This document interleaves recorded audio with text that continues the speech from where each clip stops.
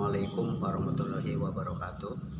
Salam jumpa kembali dalam mapel IPS kelas 9. Bapak ucapkan semangat untuk anak-anakku yang ada di rumah, karena adalah sistem belajar PJJ atau sistem daring. Kemudian untuk kalian harus tetap melaksanakan prokes COVID-19. Kemudian tak lupa pula kalian juga harus mempersiapkan alat-alat tulis dan juga HP dalam mengikuti mata pelajaran ini. Baiklah, kali ini Bapak akan membahas mengenai dinamika 5 benua di dunia ini. Pertama yang akan Bapak bahas adalah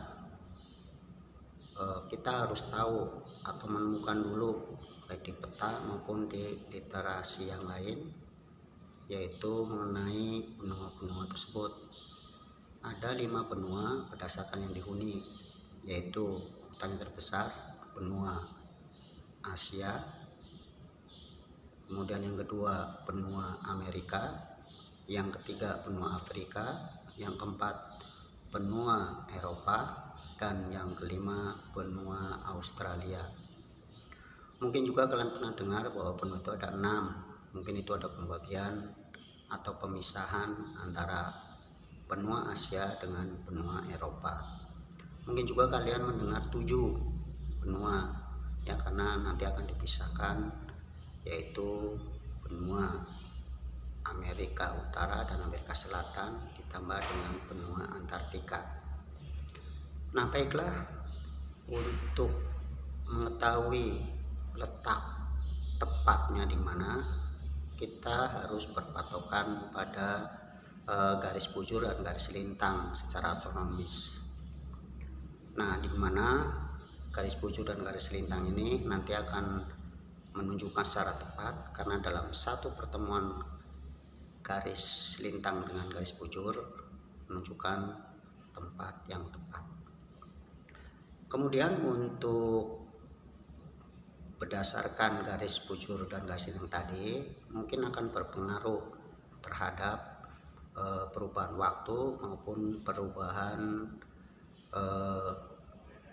iklim, walaupun memang iklim tidak satu-satunya ditentukan oleh garis lintang atau iklim matahari, tapi masih ada lagi, yaitu dengan adanya topografi yang terdapat di benua masing-masing.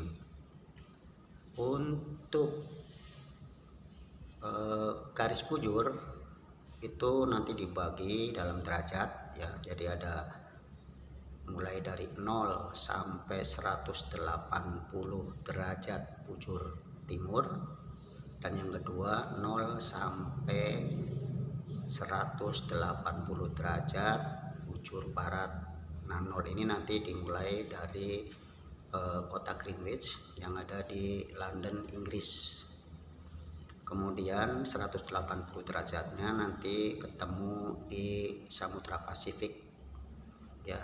Nah, nanti di situ dengan pertemuan 180 dengan 180 jumlahnya 360 nanti akan membedakan perbedaan waktu. Kemudian untuk perbedaan jam itu nanti dilihat dari besarnya derajat di garis bujur tersebut, yaitu dari 0 sampai 15 itu menentukan 1 jam. Nah, sehingga kalau misalnya kita lihat di Indonesia itu ada 46 yang kurang lebih. Nah, itu nanti dibagi 3, itu Indonesia ada perubahan atau perbedaan waktu 3 jam. Baik, kita lihat untuk yang garis bujur, ya, tadi berpengaruh pada penanggalan dan waktu. Kita lihat sekarang untuk garis lintang. Nah, garis lintang ini dibatasi dari 0 derajat sampai 90 derajat ke arah utara dan 0 sampai 90 derajat ke arah selatan. Jadi nanti kita ada atau tahu ada istilah belahan bumi utara dan belahan bumi selatan. Itu nanti dimulai dari garis khatulistiwa atau 0 derajat.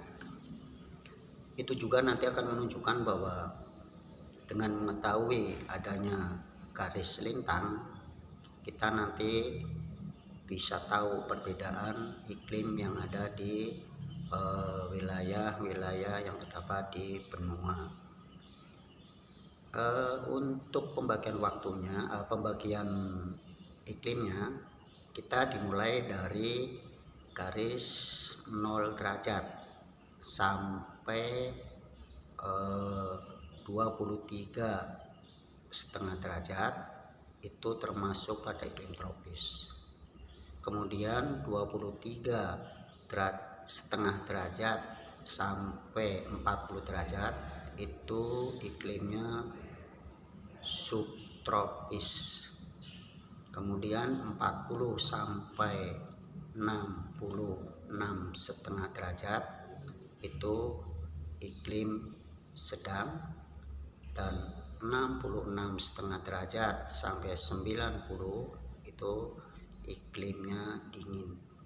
Nah, kemudian kita lihat untuk garis lintang yang ada di benua Asia, contoh ya satu, yaitu sekitar 16 derajat lintang selatan sampai 77 derajat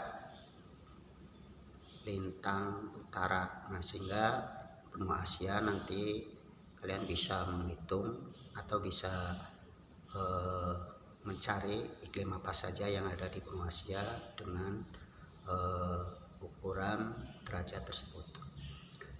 Kemudian untuk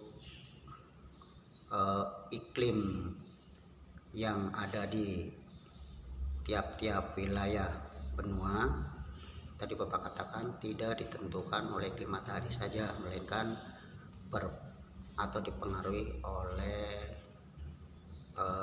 letak dari tinggi rendahnya permukaan bumi ya, atau topografinya. Nah, sehingga kita tidak heran nanti ada daerah yang terletak di tengah-tengah benua itu nanti iklimnya panas, mungkin ada yang seharusnya iklimnya tidak begitu dingin menjadi dingin ya, karena itu memang terletak pada dataran rendah dan dekat dengan kutub. Itu untuk materi yang kalian perlu pelajari ya. Nah, kemudian kalau di Indonesia sendiri, karena termasuk di benua Asia, nanti iklimnya juga mungkin akan berbeda dengan negara misalkan Amerika Serikat ya, yang ada di benua Amerika, karena posisi dari negara tersebut juga secara geografis berbeda. Misal di Indonesia, posisi Indonesia adalah terletak pada 2 benua dan 2 samudra. Nah, sehingga nanti iklimnya iklim muson ya, sebetulnya iklim tropis karena di situ ada letak tersebut, jadi ada perubahan iklim yaitu iklim muson. Sedangkan di Amerika mungkin juga berbeda karena di sana juga tergantung dari tinggi rendahnya garis lintang tersebut. Kemudian untuk materi ini Bapak cukupkan sekian dulu ya, mungkin kalian nanti bisa lihat di modul